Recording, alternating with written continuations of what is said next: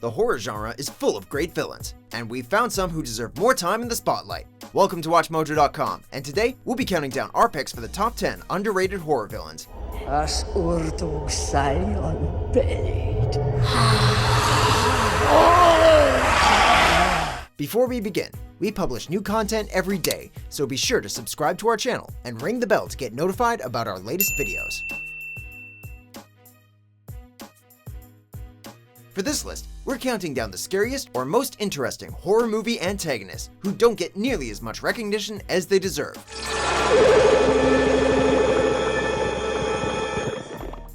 Number 10. John Ryder, the Hitcher. While we may love a villain with an interesting or even sympathetic backstory and motivation, there's just something about a baddie who remains a mystery that keeps us on edge. I'm gonna sit here. You're gonna drive. A mysterious hitchhiker who attacks and kills people who make the mistake of picking him up. This character is a total question mark. The only thing we know for sure about him is his love of murder and mayhem. Why he's doing this is anyone's guess, and the element of mystery combined with a truly chilling performance by Rutger Hauer makes watching him as tense a horror experience as you could ever hope for. Where are you from? Disneyland. Number 9. Mrs. Sylvia Garish. Drag Me to Hell. We cannot stress this enough. If an old gypsy woman asks for anything, and we mean anything, just do yourself a favor and say yes. Mrs. Ganush.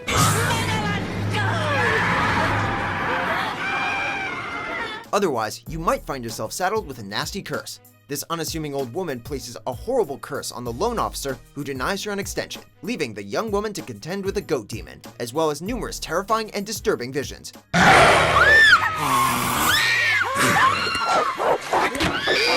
She may not be the most subtle villain in movie history, but what else can you expect from the director of The Evil Dead? The villain may not be nuanced, but she sure is fun.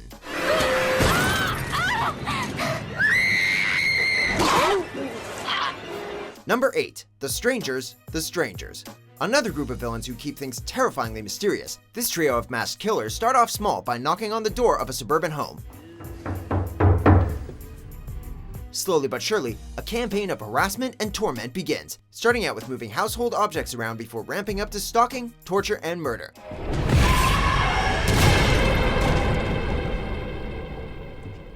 From behind emotionless masks, the trio seem almost unmoved by the pain and suffering they cause their victims, which is in many ways even scarier than if they seem to enjoy it.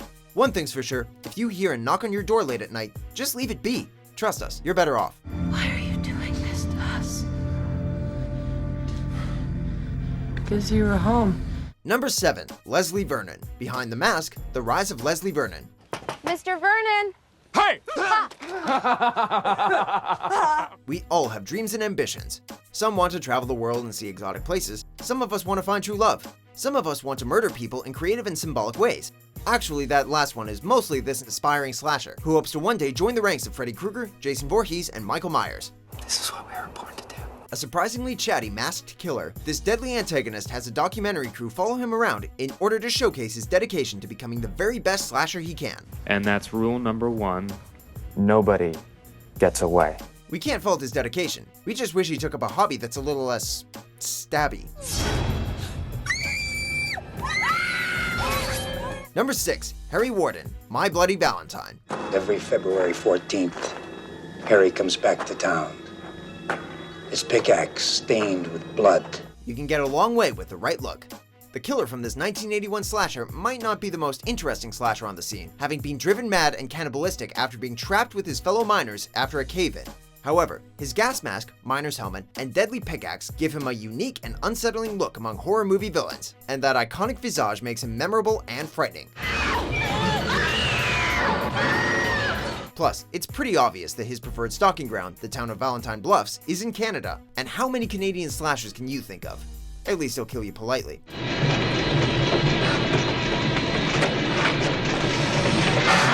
Number 5. Man, Hush. A good, if archetypal, horror movie baddie thrown into an interesting and unique situation, this crossbow-wielding killer finds himself with a deaf-mute woman as his latest intended victim. when this nameless killer comes to an isolated cabin to add another entry into what we can only assume is an ongoing rampage, he finds the supposedly helpless woman he's targeted is more than a match. This villain largely paints inside the lines when it comes to horror movie antagonists, with a spooky mask and a thirst for blood. What really elevates him above the crowd is the fresh spin on the slasher formula found in this movie. I can come in anytime I want. And I can get you anytime I want. Number 4. Victor Crowley, Hatchet. In many ways a throwback to classic slasher villains like Jason Voorhees, this undead killer is even portrayed by Kane Hodder, who portrayed Jason himself in a number of films. Somewhere between a zombie and a ghost, the primary antagonist of the Hatchet series is the vengeful spirit of a deformed boy who is killed in a horrible accident and now brutally butchers anyone foolish enough to stray into his swampy home. With a razor-sharp hatchet as his primary weapon, this baddie is archetypal slasher movie magic. Big, mean, and more than happy to dispatch anyone he can get his hands on in as brutal a fashion as possible. Number 3. Daniel Robitaille, Candyman. The ghost of a man murdered for love, this villain definitely falls into the almost sympathetic category, a tormented soul caught in a never-ending cycle of violence and revenge. Be my victim. Thought to be an urban legend, the sinister boogeyman is said to appear to anyone brave enough to say his name 5 times while looking into a mirror. Candyman, Candyman, Candyman, Candyman. Candyman. If he pays you a visit, you can look forward to meeting a gruesome death via his hook hand, with the added bonus of multiple bee stings. With a frightful appearance and a menacing voice to match, this villain is everything we could ever want in a horror icon. You're mine now. Tonight our congregation shall witness a new miracle. Number 2. Billy, Black Christmas. Where did you put the baby? You've got the wrong number. Where did you put Agnes, Billy? The reason we always get a slight case of unease before picking up unexpected phone calls, this deranged serial killer likes to spend his time making obscene calls to his local sorority house.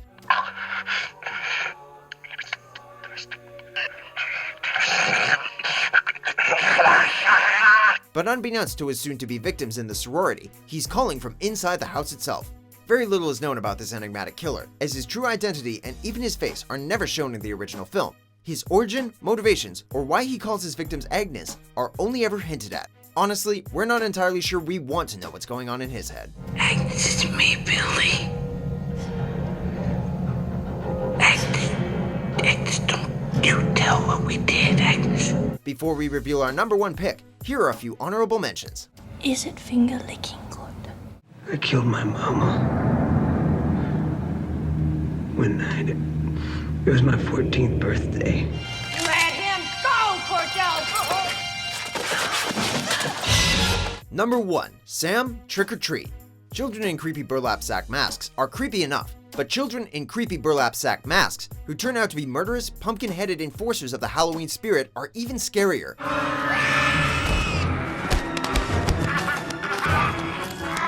The main antagonist of this 2007 anthology film, this pint-sized terror seems to be some sort of demon or spirit who punishes anyone who doesn't follow Halloween traditions. And by punish, we mean brutally murder with candy.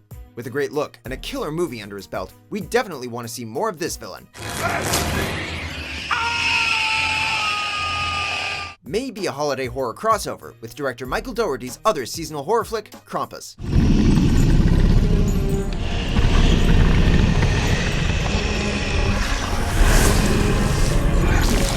Do you agree with our picks? Check out these other great clips from WatchMojo, and be sure to subscribe and ring the bell to be notified about our latest videos.